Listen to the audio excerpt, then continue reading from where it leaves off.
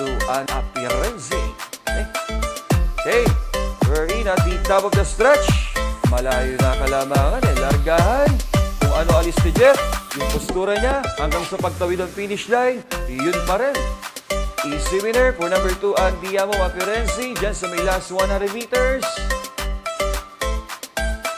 Ayan, malayo na kalamangan niya.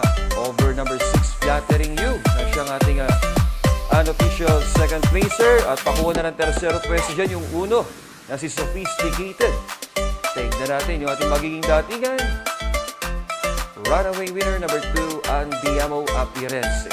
So 2, 6, 1, then pang-apat yung 3, Europe doon. 2-6-1-3. Yung sumugod to, kumuha ng unahan si Authentication sa Balayong Kalamangan, over Sound of Silence, na siya nagdala ng bandera for race, pero spent na rin siya. At dito nga, down the stretch, lalong lalayo pa ang Kalamangan yan. Authentication, salya naman si Dodong. Diratsa ka pa rito. Sawa. Tatlo. Tulak-tulak na. Authentication. Sige, dati natin 5,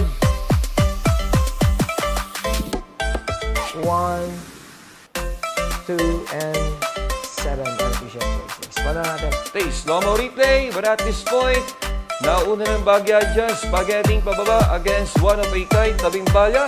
At yung ating eventual winner, nasa tercer pwesto na in green cap. That is iShot. Doon pa lang, paglagpas ng medya mili, nagpaparemate na ito from last to first. Yung ating unofficial winner, iShot. Dyan sa may last 100 meters, pakuha na lang unahan yan. iShot in 3 wide.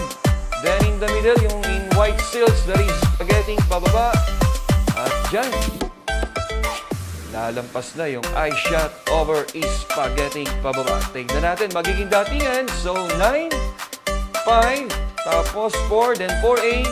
Then lalabas pang-apat, yung pang-limang 3 na si Vitrius. So 9, 5, 4, 3 para sa ating quartet. Nauuna pa rin, Blue Thunder over number 5 heavyweight. Nasa labas yung Mandatum. At sa kalabas-labasan naman yung ating eventual winner na si Antonio De La Mugis. Sa parter niya, nagpaparimate rin ang galing pa ito sapatos sa pinakahulihan. At eto, sa may last 100 meters, still ahead, Blue Thunder over heavyweight. At eto, eksakto nito ni Jomer M.S. Torque on top of Antonio De La Mugis. Doon sa may last 50 meters, mauumuso niya na si Blue Thunder. At yan, tigit tayo sa pang-apat dito So, unang tatawid ng finish line 7. Tapos sa East, then 3. At yun, mukhang nakuha naman, hindi siya ang ika-apat na pwesto over heavyweight. Okay? Pero dun sa half mile, kumukusa kumuha ng unahan.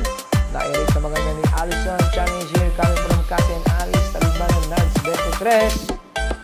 Sabi ko maganda pagkakarate ni Allison kay every sweat counts.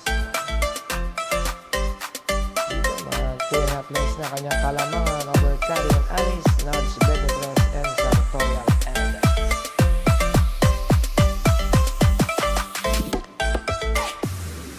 Datingin natin 7, 1, 10, 5 unofficial places. Para rin natin kung ano replay.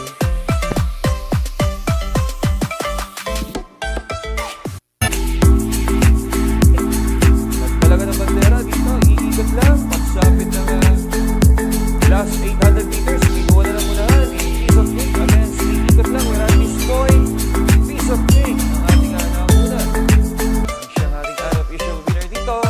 At dyan, pakuha na ng segundo pwesto dyan. Yung 4 sandals sa kalabas-labasan. Tabing baya, iikot lang. Kung mahabol na dyan yung uno. Sa quinto pwesto, yung Bantay Sarado. We're at this point, papalayo na dyan. Piece of cake over sandals.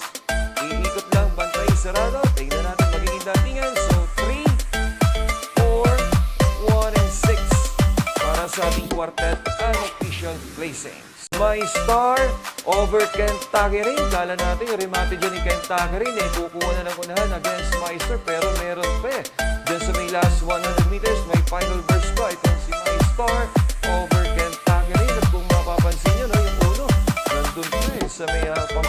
pwesto pa. Ang layo masyado pinanggalingan nun. I tell you. Biglang bubulusok yun sa may last 75 meters. At dito nga, still ahead. My Star over Kentucky Rain.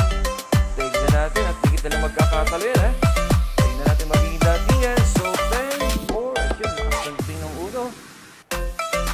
Parang pangatlo yung uno, tapos 5 at 9. Papang 5.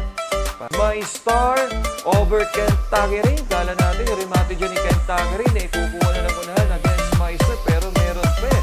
Diyan sa may last 100 meters, may final burst pa. Itong si My Star over Kentucky Rain. At kung mapapansin nyo, no, yung uno, nandun pa eh, sa may pangpitong pwesto pa. Ang layo masyado pinanggalingan nun. I tell you, biglang bubulusok yun sa may last 75 meters. At dito nga, still ahead. My Star over Kentucky Rain. Tignan natin at higit na lang magkakatalo yan, ha? Tignan natin magiging datingan. So, 10, 4, at yun, lakas ng dating ng uno. Parang pangatlo yung uno, tapos 5 at 9. Papang 5. My Star over Kentucky Rain. Kala natin yung remate dyan ni Kentucky Rain, kukuha na ng unahan against My Star, pero meron pa eh. Diyan sa may last 100 meters, may final burst pa. Itong si My Star over Kentucky Rain. At kung mapapansin nyo, no, yung uno, nandun pa eh, sa may pampitong pwesto pa. Ang layo masyado pinanggalingan nun. I tell you, biglang bubulusok yun sa may last 75 meters. At dito nga, still ahead. My Star over Kentucky Rain. Tignan natin at higit na lang magkakatalo yan, ha? Tignan natin magiging datingan. So, 10, 4, at yun, lakas ng dating ng uno. Tapos 5 at